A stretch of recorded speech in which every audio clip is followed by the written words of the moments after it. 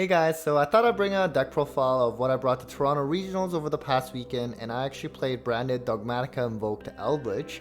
And so this deck is pretty good, and I actually started off pretty strong, but in like round 6 or 7, I made a misplay where, I mean, to be fair, I still would have won if I had more time, but unfortunately you do have to pay 1,000 to activate skill drain, so I lost in time, but my misplay was more so that I could have closed things out a lot earlier.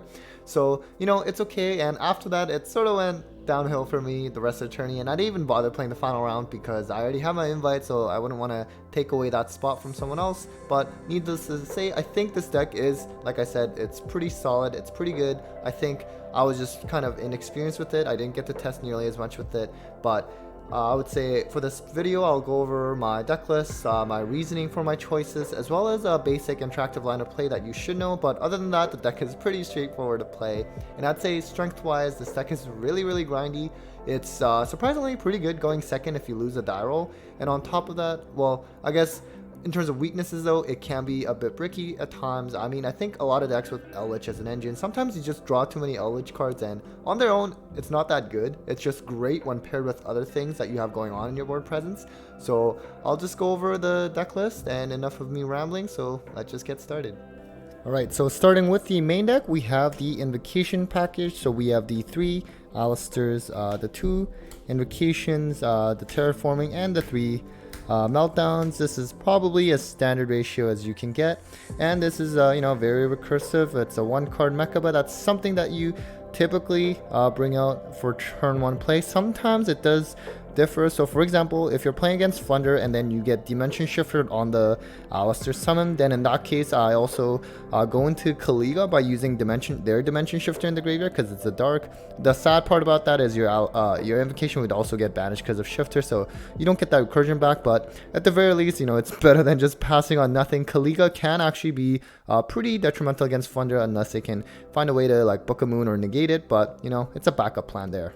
Next, the Dogmatika package is the double Ecclesia, and we have the 1 Fleur, and then we have the 2 Nadir. Unfortunate that it is semi-limited, and then we just have the 1 Punishment. So I would say I've only ever really needed 2 Ecclesias. I mean, these 2 are the only ones you're going to be able to search. Fleur is really nice because it serves as that monster effect negation from hand. So really, your opponent, they're gonna have a hard time stopping it when they're going second. The punishment's really nice. Of course, the downside is that you are locked out of the extra deck until the end of your next turn, which sometimes it doesn't matter because you have your Eldlich stuff going on anyways. And I don't play Maximus. I think Maximus would be really bad to play right now because of the, a lot of players are playing branded stuff, and branded Despia, like they can just send like Ash Dragon and Albion Dragon, and you're just gonna help them plus all to try to bring out Winda, and we can bring out Winda a different way with this deck because of branded fusion actually. So I like this ratio here. Now on to the Eldlich part of the deck is the double Golden Lord, of course. We're just playing 2 golden, the Cursed Eldens. I mean, I never felt the need for the 3rd one. And then we have the 3 Sanguines, of course, the 3 Conks, and just the 1 Okero. I think the Okero, I've been playing at 1 for a while. I originally was playing it at 2, but especially now that DP is also not really being played anymore, I think just 1's totally fine, and that's what I see most other decks play nowadays as well. The 3 Conks, that's nice, especially against something like Brave Engine, but just the other generic, whatever other cards that your opponent may have. And I really like Golden Lord. It sucks drawing 1 or even multiple of. I mean, drawing 1 going second is actually nice because it can serve as, especially when you draw it with Sanguine, it's a good way to try to bait out negates and things like that. And also it's essentially 2 negates really, because this is going to try to send, let's say opponent's monster, and then if you have a way to also bring this from the grave, then that might also trigger another bait, because 3500 is pretty big and it can go over a lot of bodies. So that's for the Eldlich stuff there. And then the very small branded stuff, none of the other, basically you just need the cards from your structure deck and they should all beast. So essentially by playing the beast, that means we're bringing out Winda, and I'll show you that line of play after the deck profile. Basically, you're sending this and the beast, bring out Lebellion, and then Lebellion will bring these 2 back to bring out the Winda. And then so I really like that. Of course, against something like Flunder, Winda is not very good, and in that instance in the side you'll see that I also play Necroral Banshee instead of the beast as a different dark target, so that we can get access to Zombie World, which I actually do main deck for this list. And then like I said, the Banshees in the side in case we need to really turbo this out. But this card's really cool too, because aside from stopping Flunder and also other decks like, let's say, Sword Soul or Dragon Link that needs type-based monsters, the other cool thing is because we play the Eldlich stuff and your monsters on your field and graveyard become zombies, with the Sanguine, if you have the Golden Lord on field, that means Sanguine can actually bring out essentially any other monster in your graveyard because they're turned to zombies now. So let's say like you could even bring back Mechaba again and have a negate again. So it's kind of cool. And then the hand traps, we're just playing the 3 Ash. We're playing double Veiler actually. Originally I was playing double Crow because of the Branded Despia matchup, but at the same time I felt like, Crow's pretty good against some other decks too, but I just wanted something more generic that can hit pretty much any deck. So I decided to go with Veiler, and I really liked it actually. And then the 3 imprints for the other hand traps. So we're playing 8 hand traps, and so if you lose a die roll and you have to go second, along with this, and also the Eldlich Golden Lord at least can also serve as a going second, sort of baiting negate kind of thing. So it's actually not that bad.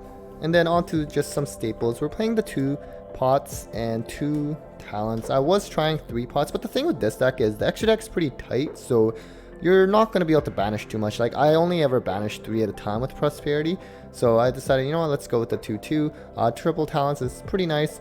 Being able to draw, although of course if you already used Prosperity that turn, then you're not going to be able to draw, and instead you can just like shuffle back something in your opponent's hand, and it's quite powerful. On to the trap side. So we're actually playing triple skill drain, which you might think is a little weird because we're not a full-on Eldlich deck, but it's actually still very good.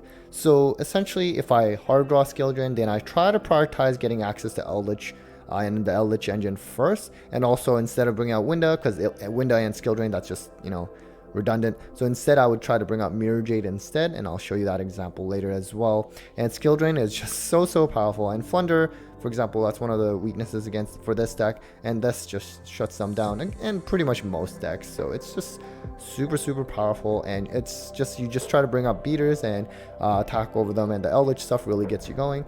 And the weird thing is I'm actually maining triple Solemn Judgment. So typically this is a side deck card, and I had it in my side as well, but I really wanted to fit Anti-Spell Fragrance in my side, and so I had to move something from the side to the main, and I decided to put it in the main deck instead. And you know what, it actually works really well. Obviously if you go first, and it's really good, but even going second at regionals, it came up. I mean, I just set something and passed, and he was like going into his like Access Code Talker combo, and I just negated that summon, and then he was just really out of resources. So I really like it, and it's just super powerful. And yeah, so that's it for the main deck, and that is 50 cards, which I try to up a little bit just because, like I said earlier, you don't want to draw too many Eldlich stuff either, and the deck can break potentially at times. So, and you have so many engines, and you don't particularly rely on drawing multiple. It'd be nice, but you just play with whatever engine you end up drawing, and it just works out well. Okay, so moving on to the extra deck, we have the Magistus. We don't play Almirage and Secure Garner because we're not playing Maximus. Although the downside of that is because Almirage is fire, so that always gives you reliable access to Purgatrio, but instead you sort of have to rely on you or your opponent activating something like Ash or any other fire monster. But it's okay, Purgatrio doesn't really come up that much anyways. We then have Link Spider, which is pretty necessary because of trying to get your Golden Land traps into the grave so you can start getting the access to the Sanguine for the Link Spider. The Farragut, which is just purely for Nadir's Servant, so that you can, if it's more for turn 1 only, like when you can send this and then get access to your Ecclesia, and then this will allow you to draw and then put back a card to the bottom of the deck. So it lets you kind of fix your hand if it's bad. If it's already good, or if there's no like bricks that you drew, then you can just send typical the Ash Dragon, so you can get also access to the Fleur on top. We're playing the Dark Charmer and the Lina, the Light Charmer. So this one comes up a lot more, obviously, because of your Eldlich stuff. And sometimes you want to get rid of your Golden Lord so that you can bring it back so it's at a higher attack and it's protected by card destruction effects. And so Lina's quite good. Or you can like steal your opponent's Eldlich. The Dark, I decided I wanted another Link to now that Anaconda is gone, and we never really went into Anaconda too much in this deck anyways, but I just needed another Link to, and because of Alistair, or sometimes you also want to get rid of your own Kaliga if you did happen to summon it, so that you can start going off, and then Dark is pretty good, and most people are probably playing Dark monsters that's going to be in their graveyard. And then we have some Invoke stuff in terms of Mechaba, the most common one that you're going to be bringing out. Avoidance is also very nice. So for the pop and get rid of your, for example, even like your own window too. If you want to start, if your opponent couldn't really play and you want to now start going off, you can go Alistair and get the invocation and just get rid of that window and bring out their Goyis. And Kaliga, I mentioned earlier, something that pretty much mostly comes up when I get Dimension Shifted against Flunder. And just to end on this, sometimes your opponent might have Dark Monsters. Let's say they play Striker and you just want to get rid of their Ray. This is an option for that. We also have the Purgatrio. Like I mentioned, you pretty much have to rely on like you or your opponent activating Ash to be able to go into it. And it doesn't come up too much in terms of having to summon it, but you know, it's a game ender when you can. Next on to the more so the Alba stuff is the Albion Dragon, of course. So primarily you're actually going to be bringing out Rebellion first to bring out the window, and I'll show you that in a second here. And this one is more so when you want to send the Golden Lord instead to the graveyard, and that's sort of what happens when you hard drew Skill Drain, so you want to bring out Mirror Jade instead. And like I said, the window here, really strong, and it's good that we don't have to rely on Schism and Maximus to bring this out, because hard drawing Schism and Maximus, it really sucked, and B, like I said, resolving Maximus probably means you're going to help your opponent beat you. The other extra deck monster, of course, is the Mirror Jade, really strong generic extra deck monster. Aside from just banishing, it also allows you to send something like Ash Dragon as cost, and you get the plus on that, and best of all, when this card gets sent to your opponent, sent to the graveyard by your opponent, assuming it was fusion summoned, you can just destroy all your opponent's monsters. So it's crazy. And speaking of destroying, the last one is the Entis that we again send off either Nadir Servant when you're going second, for example, to start breaking your opponent's board, or as part of Dogmatika punishment, so they can do double pops essentially. And now moving on to the side, and I guess before I continue, I do get asked sometimes on what type of sleeves I'm using. Right now I'm using the Dragon Shield blue, sky blue ones. It's really nice, and I am sponsored by Dragon Shield, and they're amazing sleeves, and I have an affiliate link down below that you can also check out. But yeah, so anyways, on to the side. We're actually starting off the Banshee that I mentioned earlier, just to get you to turbo into Zombie World, especially against a deck like Flunder. And basically this would be something you send instead of the Beast and outside the Beast out, and just banish this. We actually play 4 Kaijus, the 2 wins because of Flunder, but preferably we want to use the Gamma Seals because attack is lower, and so problematic monsters, really good for going second, and especially against a deck like, ironically enough, Ignister. They're a rival at Ignister. You know, a lot of decks, including like this one, it's pretty hard to out once they bring that out. If it's at 6,000 attack, it's essentially impossible to out, so then you would have to rely on just drawing the Kaiju. And then we also have some other going second cards in terms of the triple Dark Ruler and also the Feather Duster, just for more back row hate. And the Evenly Match is super nice just to clear boards. I would say because this deck also has something like, Eldlich to send your opponent's cards, the Nadir Servant and sending the Entis to pop cards, like you have some other going second options inherently in this deck, and then with the triple Dark Ruler and Evenly, it's just absolutely phenomenal. And then I did mention this earlier, but just wanting to fit in the triple anti-spell Fragrance as additional floodgates for going first. Very strong against a lot of decks right now, and it's just such a busted card, and it's just nuts. So, and it's also good post side too, because your opponent will side in back row hate against you. So something like Lightning Storm and Feather Duster, you want to at least be able to slow them down from just blowing you out essentially. Alright, so I'm just going to switch up the camera angle here just so I don't have to play everything upside down. So I thought I'd show you the primary line of play where an interaction will take place between, the Invoked engine and the branded stuff. For the most part, this deck, it's straightforward to play, and you just essentially play with whatever engine you end up drawing. So let's get started with this one. So let's just say you have the Meltdown, you activate it, and you add that Alistair to hand. Then you would activate Alistair's effect after summoning and add that invocation, and the Meltdown's really nice obviously because it's gonna help you get your fusion stuff go off, unless your opponent has Ash, of course. So now at this point, remember, because of branded fusions restriction, you don't want to link summon this traditionally like you would do and go into Magistus. So it's different when you draw that branded fusion. So you want to play that first, and you're gonna send that Albaz and the Beast, and you will be able to bring out the Rebellion. In terms of zone where you place it, you may want to put in the extra monster zone in case depending on the rest of your hand, you might be able to summon out more monsters as the game proceeds, but just so you can see it more clear, let's just put it here. And so now in terms of chain links, you can go 1 Lubellion. You have to discard something for cost. In this instance, let's just say we had some kind of Eldlich engine here, and then chain link 2 Beast to draw, so you just draw a random card. Now keep in mind, if you played Prosperity earlier in that turn, then you're not going to be able to draw off Beast.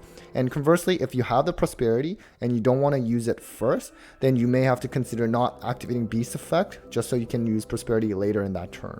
Anyway, so we draw that, and now at this point, you're going to be able to bring out the window because of the Lubellion's effect, and these two would just go and get shuffled back into the deck, and you just shuffle it. And at this point, now you also have light on the field, and you have the invocation that you still have, so you would just banish this and that Lubellion, and you can just summon out that Mechaba, and of course the invocation you can just also put it back into the deck, and you can add back that Alistair. And this is also important because aside from, you know, potentially serves as a monster in the game for Mechaba, but Winda is sort of weak on its own, right? It's 2200, so if your opponent tries to attack, they may very easily overlook Alistair's effect to pump its attack and defense by 1000, and that might just be enough to prevent your opponent from getting over it. So it's really good there. And so now at the end phase, you also have the Eldlich stuff, so you would banish the Conch and just set that Sanguine. And so yeah, so that's sort of like the primary interaction that you would want to know in terms of bringing up both Mechaba and Winda through the branded stuff. Now, in terms of the lineup play I go with, if I hard draw a skill drain, then like I said earlier in the deck profile, I try to get access to the Eldlich stuff first instead. So in that case, you know, you activate the branded fusion, and I would actually send the Golden Lord and the Albas instead. So that means now we're sending a light, which means we're going to be bringing out the Albion Branded Dragon. We're going to use that effect. We're just going to banish that Albas and the Albion Dragon, just so we can summon out that Mirror Jade, so we have that extra, you know, like a beefy monster. Hopefully we can still use this effect before we have to activate Skill Drain, but otherwise, you know, 3000 attack for your opponent to get over it without having to rely on monster effects on the field is pretty hard.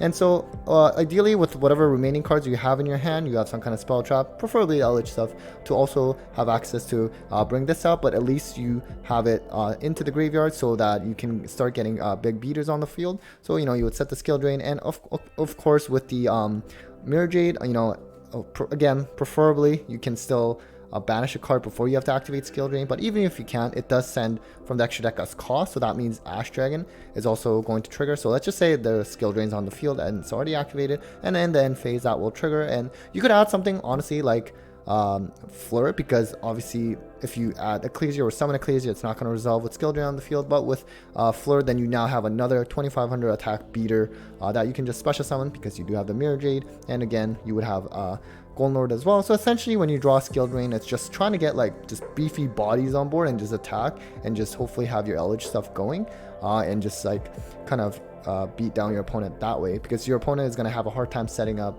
with Skill Drain. So that's it for the basic line of combos. There's obviously a lot more stuff I could cover, but I think, you know, as you try this deck out, you're probably going to be able to figure that out easily for yourself. Alright guys, so that was it for the deck profile. Hope you found that helpful, and despite it being an Eldlich deck, I hope it was still somewhat interesting. So as always, thanks to my Patreons for their ongoing support. I really appreciate it, and well, take care guys.